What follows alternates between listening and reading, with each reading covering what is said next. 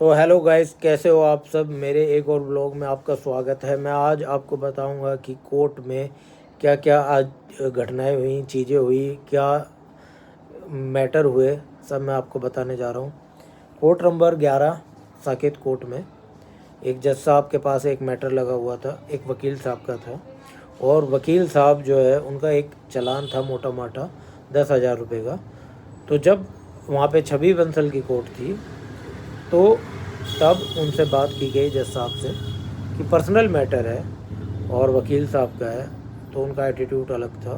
आजकल वकीलों को वकील नहीं समझना चाहते जज साहब भी, और जज साहब भी जो है बिल्कुल भी वकीलों के लिए भी रियायत नहीं करना चाहते। उनका कहना यह है कि वकील साहब हो या कोई भी हो, पेमेंट पूरी करनी पड़ेगी 10,000 रुपये। वकील साहब ने काफ़ी रिक्वेस्ट की उनसे, लेकिन वो नहीं मानी। उनका अलग ही एटीट्यूड था, क्योंकि वो लिंक कोर्ट थी। लिंक कोर्ट ये होती है कि जब मेन कोर्ट की छुट्टी होती है तो लिंक में ट्रांसफ़र हो जाते हैं मैटर, और उसमें वो जानबूझ के ऐसी हरकतें करते हैं ताकि वकील हो या क्लाइंट हो, वो दोबारा आए ना इस कोर्ट में। सारी चीज़ें चल रही थी बढ़िया, काफ़ी चीज़ों पे बातचीत हुई और काफ़ी चीज़ों पर आर्गूमेंट हुए। लेकिन वकील साहब ने जब उनसे बात की कि मेरा पर्सनल मैटर है और गलती होगी, मैंने अपडेट करा लिया है अपना पोल्यूशन, तो मेरा फ़ाइन जो है थोड़ा माफ़ कर दिया जाए। तो जज साहब बोलते हैं कि माफ़ नहीं होगा। वकील साहब आप हो या कोई भी हो, किसी का भी यहाँ पे फ़ाइन माफ़ नहीं होगा। आपसे पहले एक व्यक्ति का 70,000 रुपये का फ़ाइन था। मैंने उनसे 70,000 पूरे 70,000 रुपये वसूल किए हैं। तो हम सबको बराबर रखते हैं, ऐसा वैसा ये वो। तो ये सारी चीज़ें जज साहब बोलने लगी। उसके बाद वकील साहब को गुस्सा आ गया। वकील साहब ने बोला, जज साहब अगर आप माफ़ नहीं कर रहे तो ठीक है, कोई बात नहीं, आप एक काम कीजिए, मैं पे नहीं कर पाऊँगा, आप इस मैटर को यहीं पे क्लोज़ कर दें। मैं बाद में एप्लीकेशन लगाकर इसको मैटर को दोबारा पे कर दूँगा, मतलब कि अपने चालान को पे कर लूँगा दूसरे किसी कोर्ट में। तो जज साहब जो है, जज साहब का ईगो हर्ट हो गया। जज साहब को लग रहा है कि वो पब्लिक सर्वेंट नहीं है। जज साहब को लग रहा है कि उनका जो टोन है वो पब्लिक सर्वेंट के लिए बिल्कुल भी सही नहीं है। जज साहब जो है बिल्कुल हाइप हो गई, नहीं ऐसे कैसे आप किसी और कोर्ट में चले जाएंगे, आपको यहीं पे करना पड़ेगा, ये वो। और वकील साहब जब अपनी पे आई, वकील साहब ने बोला, उन्होंने 10 कानून जज साहब को बताए। तो जज साहब को थोड़ा नरमी में आना पड़ा और जज साहब ने उनके चालान को कैंसिल करते हुए आगे बढ़ गए और उनसे बोला, ठीक है आपका मैंने चालान कैंसिल कर दिया, आप जा सकते हैं।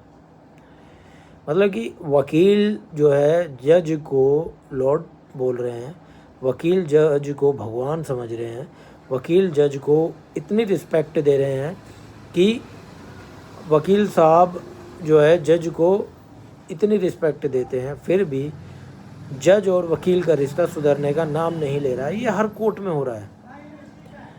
डिस्ट्रिक्ट बार इस पर कोई एक्शन नहीं ले पा रही है, क्योंकि डिस्ट्रिक्ट बार जो है ज़्यादातर चमचागिरी करने में लगी हुई है।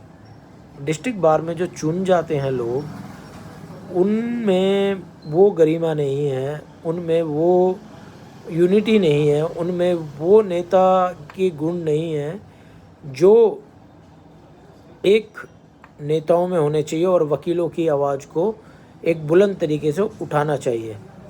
इससे पहले भी कई सारे चीज़ें हुई हैं, बहुत सारी चीज़ें घटित होती रहती हैं। इससे पहले ये भी कुछ दिन पहले एक पुलिस वाले से बहस हो गई थी। तो पुलिस वाले ने बोला वकील बहुत देखे हैं। जब पुलिस वाले को टाइट लिया वकील साहब ने, तो उसमें पुलिस वाले की हैकड़ी जो है तुरंत डाउन हो गई, क्योंकि पुलिस जो है 12वीं पास कर ग्रेजुएट होकर पुलिस डिपार्टमेंट में आ रही है, लेकिन वकालत में पूरी ज़िंदगी लगती है और बहुत सारी चीज़ें होती हैं। वकील साहब की जो टोन थी वो पुलिस वालों के प्रति फिर जो बिगड़ी, वो आज तक भी वीडियो वायरल हैं बहुत सारी। पुलिस भी जो है कोऑपरेट नहीं करती वकीलों का। प्रोटेक्शन एक्ट की बार बार बात की जाती है, एडवोकेट प्रोटेक्शन एक्ट की बार बार बात की जाती है, लेकिन हर बार ऐसे ही छोड़ दिया जाता है, क्योंकि एडवोकेट प्रोटेक्शन एक्ट तब लागू किया जाएगा जब यूनिटी आएगी।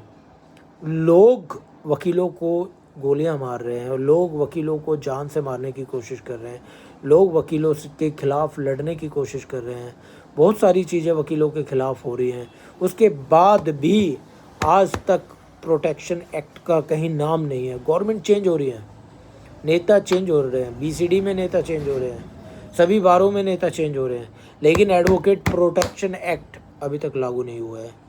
उसका कारण एक केवल मात्र ये है कि हम जिनको चुन रहे हैं वो लॉबी के जरिए चुन रहे हैं। एक लॉबी चली आ रही है, वही लॉबी बार बार जीत रही है। वो क्या सेटिंग करते हैं, क्या नहीं करते हैं, उसका हमें आइडिया नहीं है, लेकिन वही लॉबी चुनाव में जीत रही है, चुनाव के बाद जीत रही है, चुनाव के प्रक्रिया में वो अव्वल आ रही है। क्या कारण है? कुछ नहीं। उन्होंने एक लॉबी बना ली, काम करेंगे नहीं, लॉबी तैयार कर ली है, उसी के जरिए सारे प्रक्रिया आजमाएंगे और जजों से अच्छी सेटिंग रखेंगे। अपना कुछ बिगड़ना नहीं, बेल आती रहती हैं, कॉलेज खुलते रहते हैं, अप्रूवल मिलता रहता है बीसीडी से, एफआईआर रद्द होती रहती है बीसीडी से। तो उनकी लॉबी को प्रॉब्लम नहीं होती, लेकिन आम वकील परेशान है। ना उसके पास चैम्बर है, ना उसके पास चीज़ें हैं, ना उसके पास और सुविधाएं हैं, बैठने तक की भी सुविधा नहीं है। डिस्ट्रिक्ट बारों में बैठने की सुविधा नहीं है। फंड पड़ा रहेगा 2-2 करोड़, एडवोकेट वेलफेयर फंड पड़ा है बार में, उसको चुनाव जीतते ही ख़त्म करने का इरादा रहता है, लेकिन सुविधा नहीं दे पा रहे वकीलों को। आज बहुत सारी बातें मैंने रखी हैं, ये काफ़ी समस्याएं वकीलों के साथ चल रही हैं जिस पर ना सरकार गौर देती है, ना ही बार गौर देती है, ना बीसीडी के मेंबर गौर देते हैं, ना कोई अदर डिपार्टमेंट गौर दे रहा है। लेकिन आम वकील बहुत ज़्यादा परेशान है। उसके पास ना चैम्बर है, ना बैठने की सुविधा है, ना काम करने का आइडिया है, ना ही अवेयरनेस है, ना ही कन्वेंस है, ना ही कोई स्टेप फंड है जो मिलता हो कहीं से, कोई गवर्नमेंट दे रही हो।